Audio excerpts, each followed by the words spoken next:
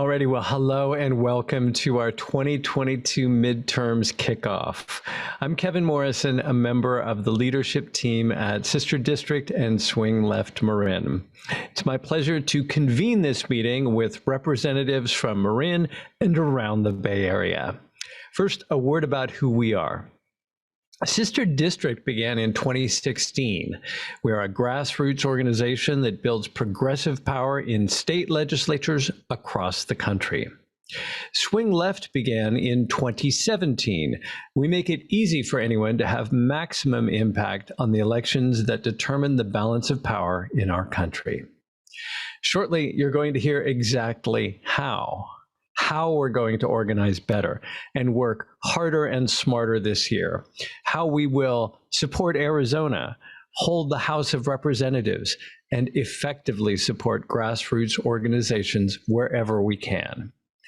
Before we do, let's take a moment to remember a few things we're fighting for. The right of everyone to vote, a woman's right to make her own healthcare choices, the need to act boldly to fight the climate emergency. And after the rise of Black Lives Matter and the awakening we saw in many people, we look around today and we see the fight against systemic racism is on the back burner again. We see Judge Ketanji Brown Jackson subjected to the same kind of hostile questions that were asked of Thurgood Marshall in 1967. Racism, climate, voting, civil rights, it's just a partial list of reasons why we're here. There are many, many more. But here's the thing. You are here. You are here. You are the leaders you've been waiting for. I look around this Zoom. I am so proud to be part of this team, and I hope you are too. All right, well, we've got a lot to do. We've got Barb Miller to share some facts to inspire you to continue your activism and recruit others to join you. Linda Herman will introduce Lala Wu to get into the details. Then we'll hear from Robin Cole about what it's like on the ground in a key district in California. We've got our team leaders to talk briefly about canvassing, fundraising, postcarding, phone banking, and more. Please keep yourself on mute. If you have questions, please put them in chat. We're recording this program so that folks who couldn't make it today can view it tomorrow. Now, before we throw it over to Barb, let me add one more thing. It's a hope that next time we're together, we can have a conga line. It would sound like this. Yes, we can, because yes, we did twice. Yes, we can, because yes, we did twice. And next time it will be 3 times. Do we have to say thrice? Anyway, you know what I'm saying. Thank you. And Barb. Thanks, Kevin. It's great to see so many familiar faces and some new ones too. Thanks so much for joining. During my presentation, I'd love for you to use the reaction button at the bottom of the screen to let me know how you're feeling about the information that you're hearing. My goal for today is to give you information to inspire you to continue your activism and, most importantly, to recruit others to join us. We need to mobilize like we did for the last 2 elections in order to win in November. Yes, we can, because yes, we did twice. Next. We need to talk up Biden's myriad of accomplishments. For example, the $1.9 trillion COVID relief deal. It provided direct payments to families that resulted in cutting childhood poverty in half. It also increased unemployment benefits and provided billions to help schools, colleges, and universities open. Next, the $1 trillion bipartisan infrastructure bill. Thank goodness we no longer need to deal with more promises about Infrastructure Week. It's Infrastructure Decade now. Next. 63% of the country is vaccinated. Test kits and masks have been sent. You can get tested at a pharmacy, and if you receive positive results, you can immediately receive the Pfizer pill. Next, over 40 federal judges were appointed and confirmed in Biden's first year, more than any other president since Reagan. Many are women and people of color. Hopefully, you saw some of the hearings this year and how amazing Ketanji Brown Jackson is. Next. The administration created 6.4 million jobs in an economy where the unemployment rate has dropped to 3.8%. It's not been seen since 1969. Next. We entered the Paris Climate Accord and renew the focus on climate. Next. Enrollment in the ACA is up 21% over last year. That means 15 million people now have health care insurance. Enrollment is even up in a state like Texas that has rejected Medicaid supplements. Next. And in foreign policy, the last month we've seen how Biden re-engaged with our allies and has the world aligned against Putin. Biden resumed nuclear negotiations with Iran and brought our troops home from Afghanistan after 20 years. Next, you can take credit for that blue surge that represents voter turnout in 2018, a 13.6% surge in Democratic voters. All of us helped to get out the vote with our canvassing, phone calls, postcards, letters, and text. Yes, we can do it again because we did it in the last two elections. Raise your hand if you think we have a problem because of redistricting. Well, here are the facts. The media points a pretty bleak picture about midterms and redistricting. Interestingly, we actually gained 11 Democratic districts in redistricting. Also, the Supreme Court recently rejected GOP maps in North Carolina and Pennsylvania, and this week, it let the congressional map in Wisconsin stand, giving Democrats another win in the redistricting fight. As importantly, before redistricting, 7 Democratic representatives held seats in districts carried by Trump. After redistricting, only 3 Democrats have to run for re-election in districts won by Trump. In contrast, before redistricting, 9 Republicans held seats in districts won by Biden, but after redistricting, 15 Republicans must run for re-election in districts won by Biden. Redistricting has actually ended in our favor, in contrast to what you may hear in the media. Next, more facts to counter the media. For example, 25 states such as Indiana, Maryland, Virginia, Nevada, Maine, Minnesota, and even North Dakota expanded voting rights. For example, in some states, those with past convictions can vote.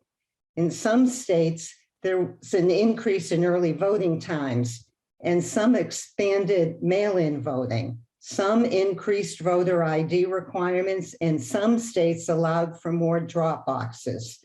More good news this week, a judge struck down Arkansas's voter suppression laws. This may this may mean that some voter suppression laws in other states may be rejected as well.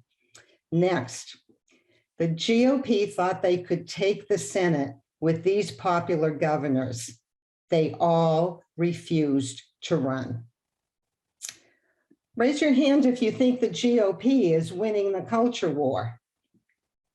Well, there was a CBS poll in February that indicated that 83% of Americans say books should never be banned. 87% of Americans say that books talking about race and slavery should not be banned. And 76% of Americans say history should be taught, even if it makes some people uncomfortable.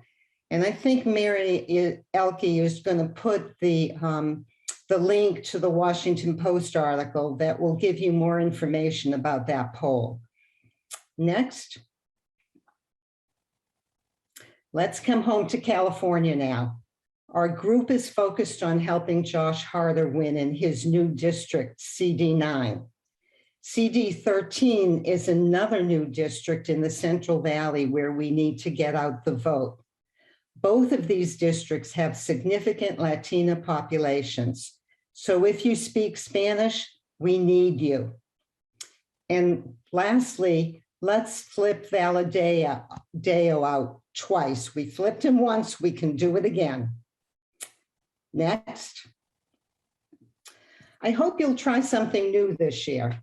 We'll train you if you're reluctant to try phone banking and canvassing, which really are the best tools we have to get out the vote. Let's make sure we can also have fun while we engage in our activities this year. Hopefully, my goal of inspiring you with facts has been achieved. The idea of Kevin McCarthy as House Speaker is a nightmare that keeps me up at night. I hope it scares you into action. Next. Never underestimate the power of a small group of committed people to change the world. In fact, it's the only thing that ever has. Please put in the chat what you heard that inspires you to get involved and invite others to join you. Next. And in that Congo line that Kevin talked about, yes, we can, because we did it twice. And Linda, I'm going to throw it over to you now. Hey, thanks, Barb, for that great presentation. I hope everybody found that educational. I have the pleasure of introducing Lala Wu, who is the co-founder and now executive director of Sister District Project, which, if you don't know, is an organization strictly focused on building progressive power in state legislatures. She's the first woman of color to take the helm of the organization. And prior to being the executive director, she was the director of engagement and partnerships. I had the great pleasure of working with Lala over the years. She successfully led the expansion of the organization's volunteer infrastructure, which now has 60,000 members across the country. So Lala's going to talk to us about why state legislatures are so important, what the organization has accomplished, and what you can do. So take it away, Lala. Thank you so much, Linda, Barb, Kevin, the organizers of this meeting, the leaders of Sister District, Swing Left, Marin. It's wonderful to be here. I appreciate so many people turning out for this meeting on what is a beautiful day in the Greater Bay Area. I am here and joining you from San Francisco. So Barb gave a great introduction to where we are, thinking about, the context that we are working in. And it is one that we think about here at Sister District a lot, which is that, yes, this is real talk, let's level set, going to be perhaps the most challenging year that we've had in terms of elections so far, since a lot of us have been doing this. But there are real opportunities, incredible gems, and great places where we can win, where we can hold the line, expand our gains. And here at Sister District, we are committed to finding you every last one of those opportunities and bringing you the action items that will make the most of your limited time and resources. We know that that is precious. So thank you again to everybody for being here. And, Linda said that, let's talk a little bit about why state legislatures? So we are absolutely obsessed with state legislatures here at Sister District, and states are as important as ever. Of course, there are reasons that you may have heard of before. In most states, states control redistricting. State legislatures are also the leadership pipeline. State legislators go on to become national leaders after having been trained in how to win and how to govern. In fact, almost half of our past presidents once served as state legislators. And really importantly, and what's in the news all the time right now, is that state legislatures are where the rubber hits the road in terms of policy. Just look at the issue of our democracy itself. 2020 and the aftermath of that election was a mishmash of Republicans throwing everything at the wall, these Trumpian shenanigans to try to unseat the actual duly elected president, with Trump. And it was a huge mess, and we watched with terror, but we're glad that our institutions held up.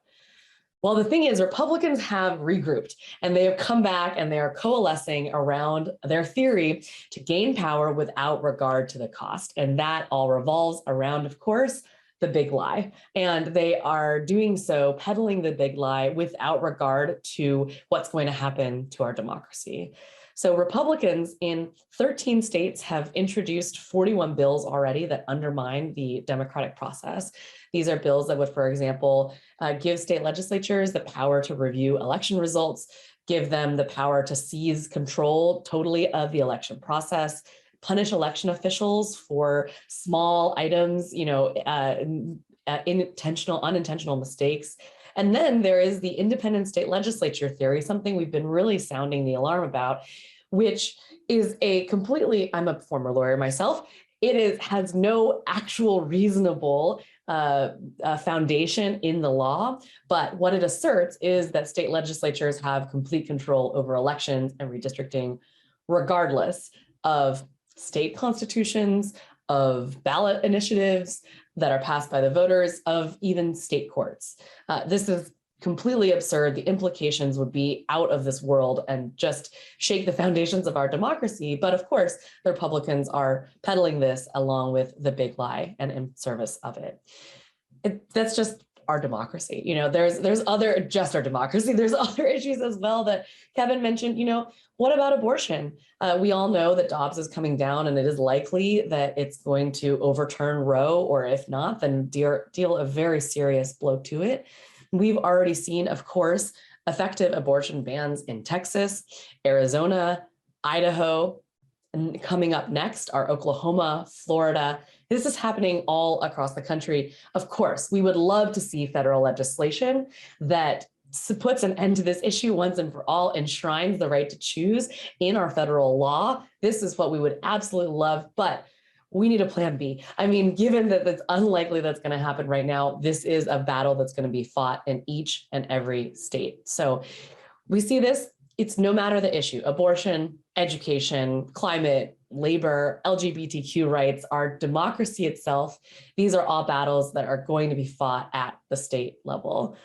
And so, I just want to say thank you to you all, because you're playing a really critical role. You are part of the reason that I have such tremendous hope.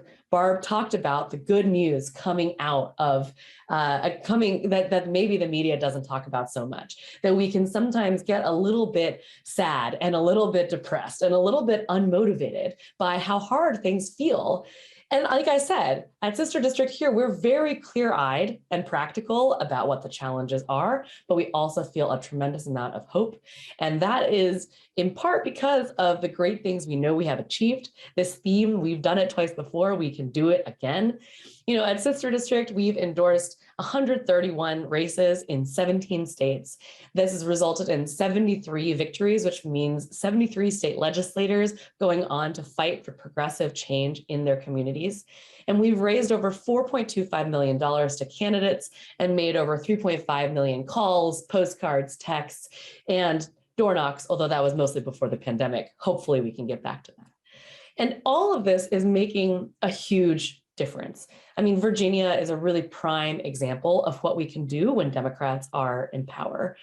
In 2017, Sister District helped to usher in a blue wave that came within a single vote of ending the Republican control of the House of Delegates. Surely you remember the story. Shelley Simons was our only candidate that year who was not successful. She was in a tie with her opponent, and then her name was not the one that was drawn out of a hat. Technically, it was an ornate bowl, but there is a happy ending to that story, that we came back in 2019. We supported Shelley again, along with many others. And thanks to all of you at Sister District Marin, as well as folks all around the country, many organizations, many of our partners like Swing Left and so many others, we were able to win complete control of the Virginia state government in 2019, the governorship, the House of Delegates, as well as the state Senate. And with that trifecta, the first complete control in 21 years, I mean, the list of accomplishments it's too long. We could write a book, but there were expansions in voting rights, opening up absentee voting to anyone without the need for an excuse, repealing a photo ID mandatory requirement, making registration almost automatic through the DMV, making surely the DMV one of the good things about going to the DMV, perhaps. They passed in Virginia the Clean Economy Act, which created a roadmap for the state's two largest utilities to go carbon-free by 2050. Really incredibly ambitious goals, particularly compared to what we're not able apparently to achieve at this federal or sometimes even global level. Binding targets for renewables adoption, energy efficiency. All of this I care quite a lot about. I used to be an energy and an environmental attorney in my past life before Sister District. And other issues as well, education funding, expanding that, a free community college for low-income students, and of course, expanding Medicaid to over 400,000 people, increasing access to abortions. The list goes on and on and on. And, I want to say that, of course, the Dems lost control last year of the House of Delegates. And although that was deeply disappointing, I want to emphasize just how close it was. We lost the House of Delegates basically if we'd won 2 seats and about 700 votes,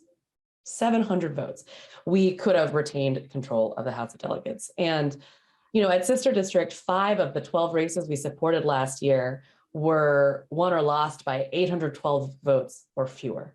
So these margins, especially in these state legislative races, are exceedingly tiny. They're very, very small, which just means that the work that you do, every dollar, every phone call, every postcard really makes a difference. And the good news is that because we do this work day in and day out, we do this work when it's easy, we do this work when it's hard. And because of that, even though we lost the House of Delegates, and the governorship, we still have the state Senate. And as a result, Youngkin and his acolytes have been unable to really ram through the kind of Republican agenda that they had hoped they had been able to do, because they don't have control of the state Senate, which we had helped to secure Democratic control of in 2019. So that's what we do at Sister District. We want to build strong, enduring majorities. And even where we cannot win majorities in one cycle, we're looking to build this power in the medium term, in the long term, always thinking what is the next step, what's ahead, and how can we build power for the long term. And so that really guides what we're doing this year.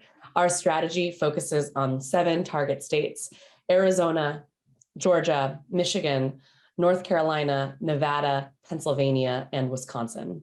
And these are states not only with excellent state legislative opportunities, a couple of them have their own independent redistricting commissions that mean that the maps are going to be a bit fairer, but also states that have nested opportunities with races that are happening up and down the ticket. So for example, governor's races, secretaries of state races, of course, congressional Senate races as well. This means that every time you turn out a vote for a state legislator at the bottom of the ticket, if they're going to vote all the way down there, they're going to vote all the way up. And that's what we call the reverse coattails effect. So we're really, really excited about what we're going to be able to do this year in these 7 states. Just thinking back to what we were able to accomplish in 2021 on the electoral side with support of volunteers like you, teams like yourselves, we had a tremendously outsized impact in Virginia. We made, for example, and this is a truly jaw-dropping number, 70% of our candidates' calls in Virginia, sister district did. I mean, that number is kind of astonishing. And, I have to say, we're very proud of our impact, of course, but as the election drew near, we were pretty concerned about what that meant, about the enthusiasm on the ground if we were making 70% of our candidates' calls. And that unfortunately turned out to be founded fear. But we do know that we can continue to have this kind of outsized impact, that we are choosing these races where last year, for example, 79% of our phone calls, 76% of our fundraising went to races that were decided by less than 5%. And so this is the kind of thing that we're looking for. We're looking for races where you can really make a difference with just a little bit of action. And so what is that action? We're thinking about how we can look ahead, do even more this year. And, a few things to think about as you build your portfolio of activities this year.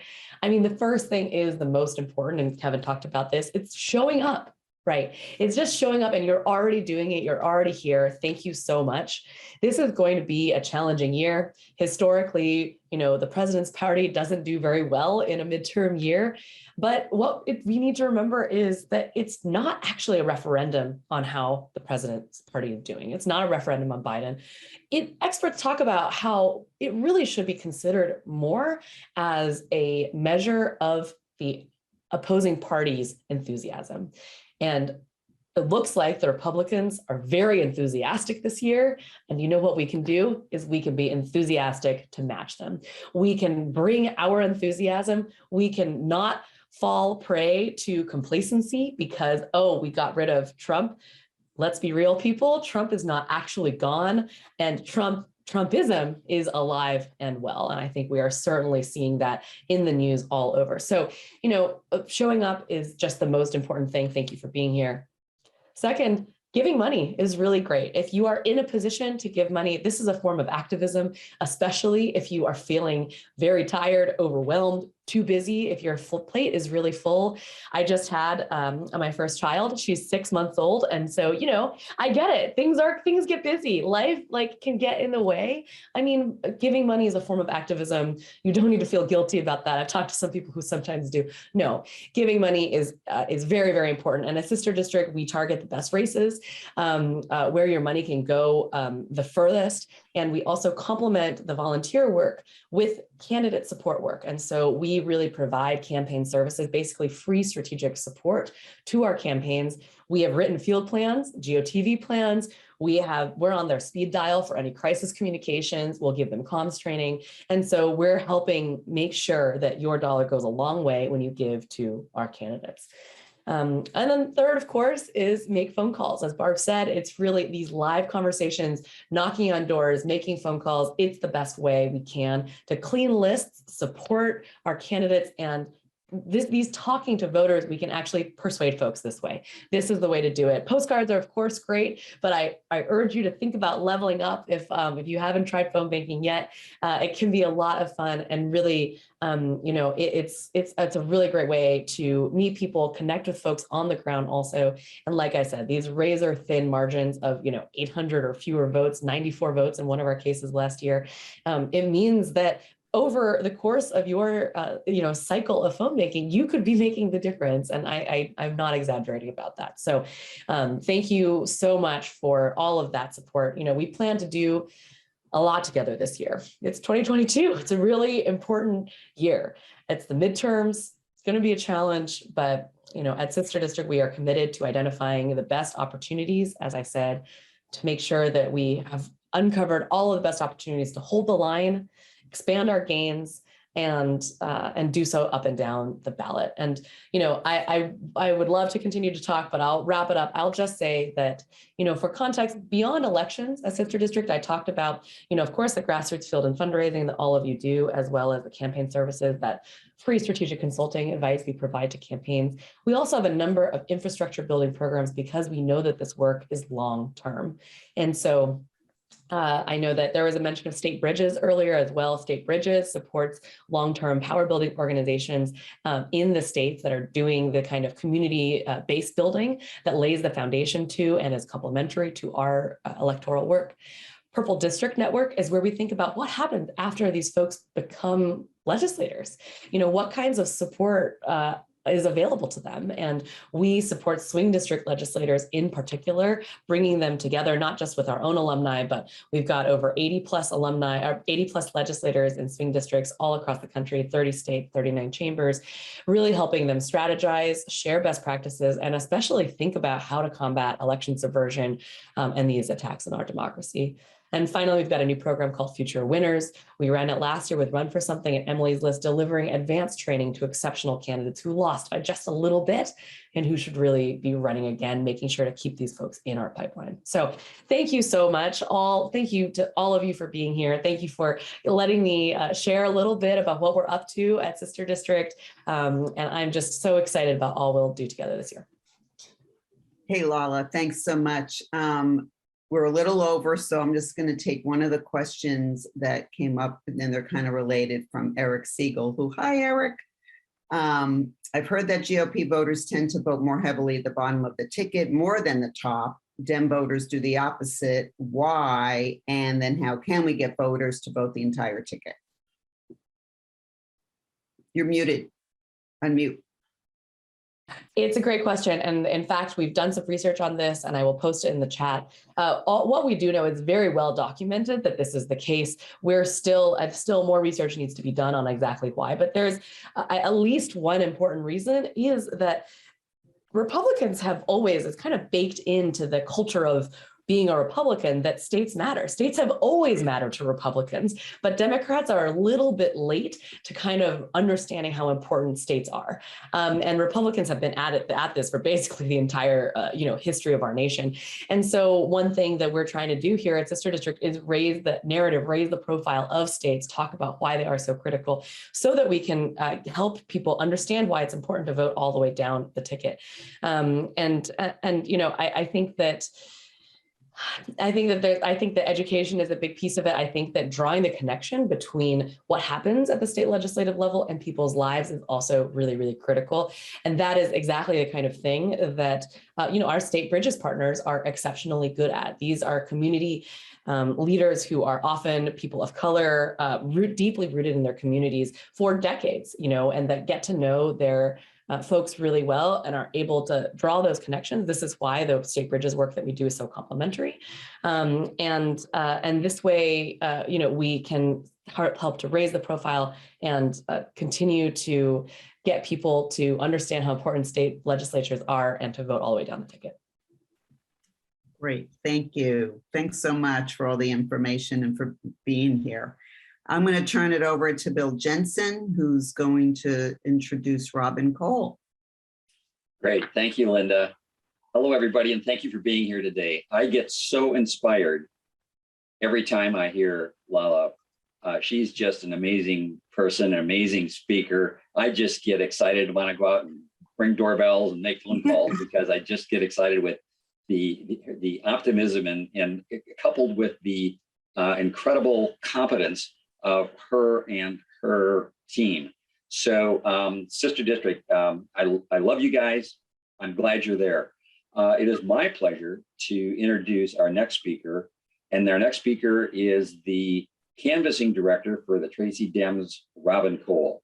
Robin has been the canvassing director for the Tracy Dems, I don't know how long, but I met her in 2018 and I've canvassed with her with 2 campaigns. We got Josh Harder elected and we got him reelected. And Tracy is a critical city, critical Democratic group because they were part of the old CD10 and they're part of the new CD9, Josh's new district. And Robin's going to tell you why that is a critical district, why this district is essential to helping us keep the House. I'm going to tell you something about Robin. Everybody that works with her calls her the canvassing goddess because they love working with Robin. So I'm going to turn it over to Robin. Tell us about, I embarrassed her. Tell us why CD9 is critical And for those who don't know, who's Josh Harder and why are we backing him and why is he a wonderful candidate, which he is? Okay. Thank you so much, Bill, that you are a very kind person. I want to say that my red face is from canvassing today, but that's only part of it. I'm a little verklempt. So I'm Robert Cole. I'm director of the Go team for the Tracy Dems, and somehow in their mixed up mind, they just made me the president of the Greater Tracy Dems. So I have no idea where that's going to lead us, but hopefully to my dream goal is to turn San Joaquin from a red district to a solid blue district. And we're kind of purplish right now. So the way redistricting happened, or before, Tracy, Manteca, and Lathrop were part of Josh Harder's District 13, with most of Stanislaus County, Modesto, Turlock down south. In the wisdom of redistricting, they made pretty much all of San Joaquin County the new District 9. They have a smidge of Contra Costa that's in the Delta area, which kind of fits into Stockton. But then they poked a hole in the district to take Lathrop out. So it's when you're going east, you have Tracy, Lathrop, Manteca. So we have to like jump over Lathrop now. Don't ask me. It's a numbers thing. But we did finally get Mountain House. So those of you that have been coming over the hill, you'd pass Mountain House, which was part of CD9, to come to Tracy, which was CD13. So give and take. But Mountain House, brand new virgin territory for Josh Harder. Right now, Josh, the House of Representatives has a 3-member majority. Josh is 1/3 of holding our democracy. And fortunately, he's really, really good at it. I like to tease him, actually. He's a new dad, by the way, in case you all didn't know. Lillian Gale is absolutely beautiful. But I tease him that we took him from a little baby candidate and turned him into a full-fledged congressman. And he laughs and pats me on the head because he's tall. But anyway, he is brand spanking new to most of this district. We've had Jerry McNerney in 9 for a very long time. So I'm going to share a quick PowerPoint. I promise it won't be too boring, but there's lots of numbers and I know I won't remember them all. So if we look at, hang on, let me move some things around so I can get the slideshow. And not now, just go. Okay. So between swing left Marin and Tracy, we're going to put Josh Harder back in the loop. So come on, you can do this. All right.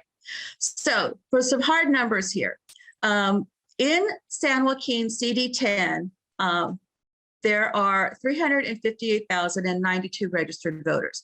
Now there's almost 800,000 people in the county, so less than half are registered. Of course, we have to take out folks that aren't able to vote and those that aren't old enough to vote. This number here, the bottom number, excludes Manteca and Tracy. So this number right here are potential voters, the 265, people that have never heard of Josh Harder for the most part. If we go down here to the Democratic ones, there's an opportunity for almost 116,000 people, voters, that don't know about Josh, but they can make a difference and get him elected. So that includes Mountain House, it includes Stockton and Lodi, and that little bit of Contra Costa. Now, the Harder campaign, and Ronan Shatsky, I'm sure you've all heard, he's the field director, the field director for Josh. He's really focused on the Stockton, Lodi area because that's very dense, a lot of folks, and Tracy has been picking up the weight here for Manteca, Tracy in the past. And so we'll continue to do that because it's really important that we keep Josh in office. And so I ran a few numbers, and if we assume based on the 2018 turnout of San Joaquin County, that includes the part of San Joaquin that Josh had of CD13 and the part that Jerry McNerney had in CD9, it was about a 57% turnout. Of course, during the presidential election, we had a whopping 80% turnout, which for San Joaquin is absolutely amazing. So if we take a conservative 70%, that means 251,000 people are going to be voting. Obviously, every single Democrat is not going to get out there and vote, and they're not all going to vote for Josh. So we need to make sure that we have inroads into not just Democratic registered voters, but also those declined to state and other liberal minor liberal parties. So we have been canvassing in Tracy, and we just had our first canvassing event in Mountain House today.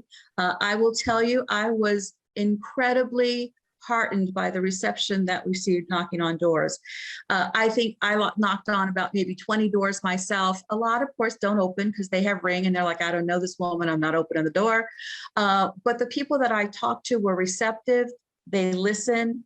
A lot of them knew who Josh Harder was already.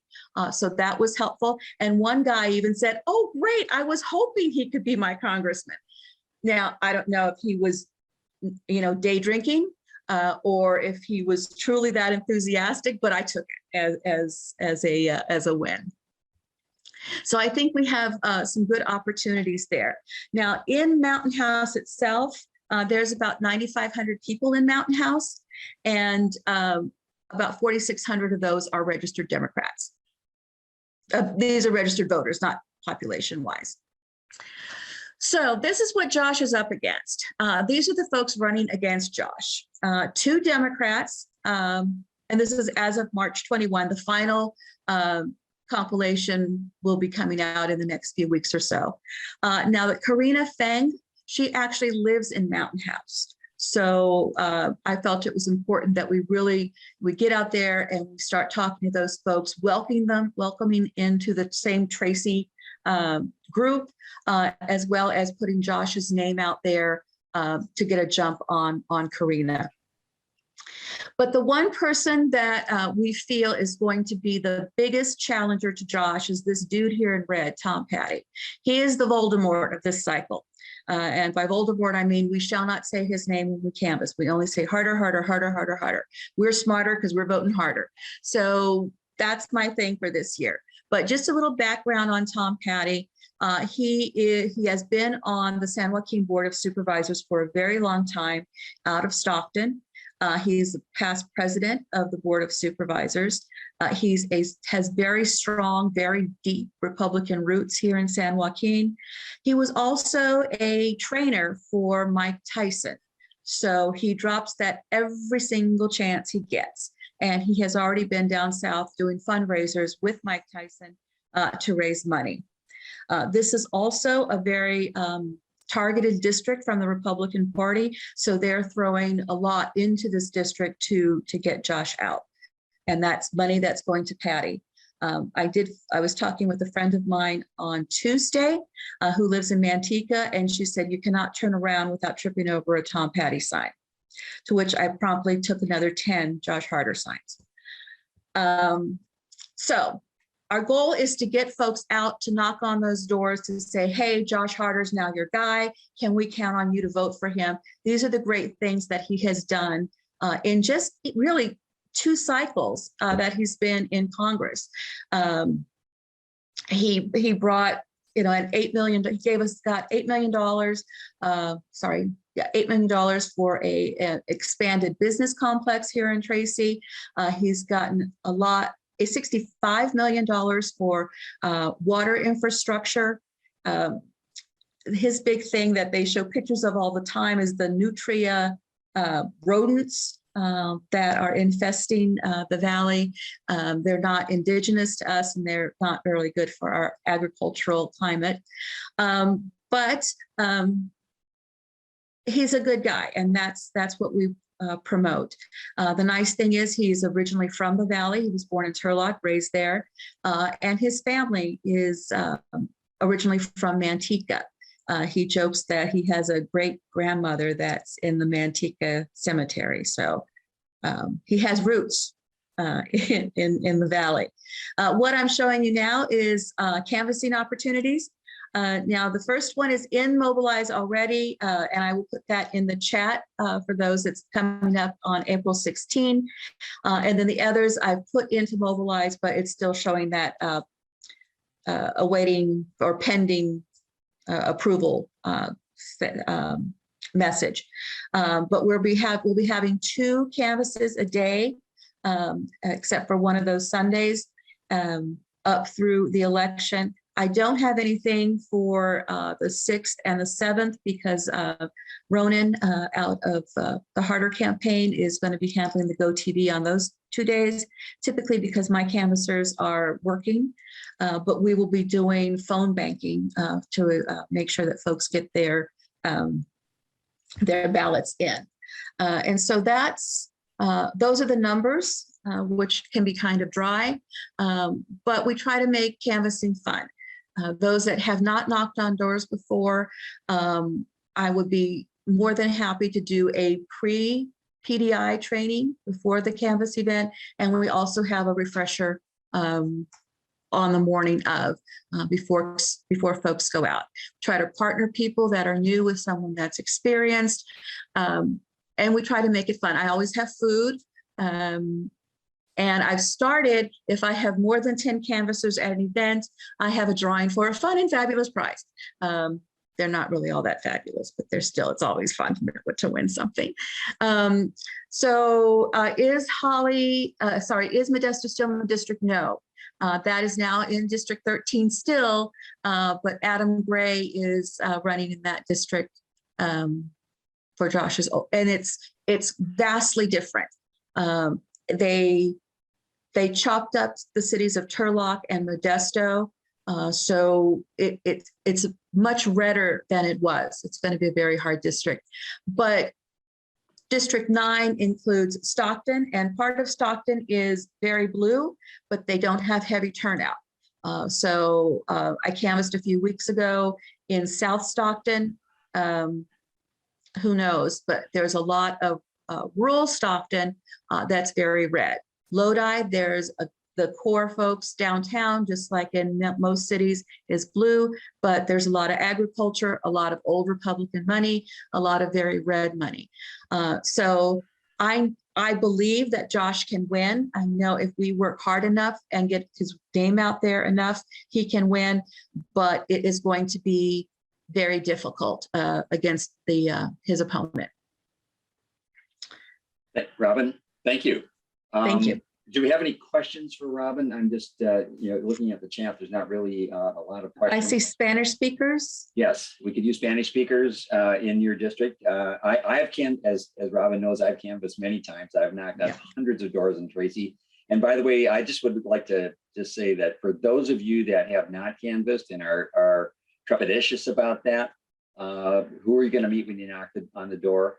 I have found very, very warm reception by almost everybody. We knock on doors of Democrats, independents, those you decline to state, and by and large, they're friendly, accommodating, listen. Okay, later in the cycle, we actually register people, and we can take the registration from them and get them sent in.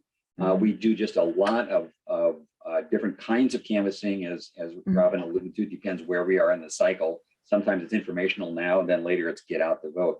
So I just want to encourage all of you, if you haven't tried canvassing, please do. Robin will give you a place to meet at the start time. It's usually at a park somewhere in Tracy. You'll get your assignment. You'll go out oftentimes 2 by 2 if you have a partner. You can go out with your partner, or if you're new, you can go out with someone who will train you. I usually take a trainee out with me. And usually at about the 5th or 6th house, they go, I got this, I can do it.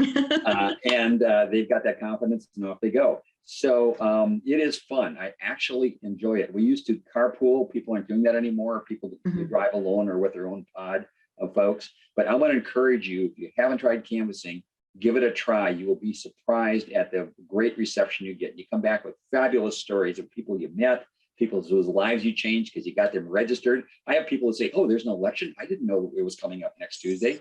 And you get them to go out and vote. It's just a really human exercise, and one of the most effective it is proven. So I'd encourage you to come out and canvas. Robin, thank you so much for being here. I truly appreciate you Thank being you. here and sharing your time. And I'm going to turn it. Yes, There go was ahead. a couple questions I just want to mention. Okay. Why is Josh being primaried? He is they go through the cycle every single time they're primary. That's the jungle primary. So the top two vote getters, and we think that'll be Josh and Tom Patty, but he is endorsed. We did not pull his endorsement. And are there Spanish speakers needed? Absolutely. Tracy, there's Spanish speakers all over the place, but if you really want to work on your Spanish, we'll hook you up with Ronan, because there's a lot of enclaves of condensed Spanish speaking folks in Stockton and in Lodi. Bill, thank you so much for inviting me. I hope to see you all soon, and I can't thank you enough for your time, your sweat, your tread on those shoes, and thank you. Thank you, Robin. And turn it back to who's next, Barb?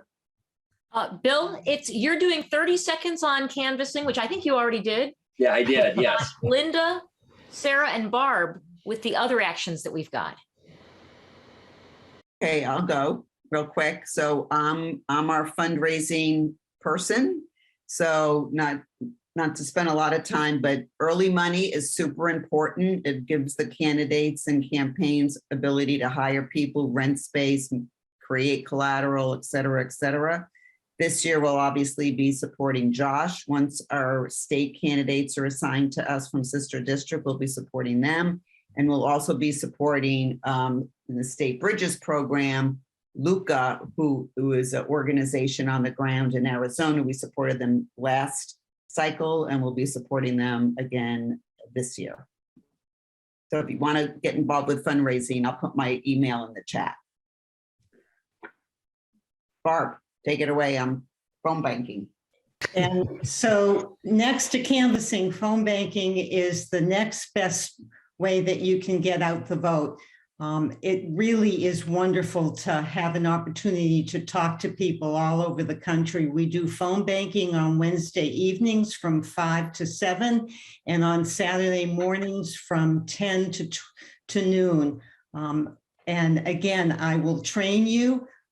The scripts are given to you, so you don't have to make up any words. It's all there for you. So again, I will put my email in, and if you would like to find out more about phone banking, just contact me, and I look forward to being on Zoom phone banking with you. Sarah.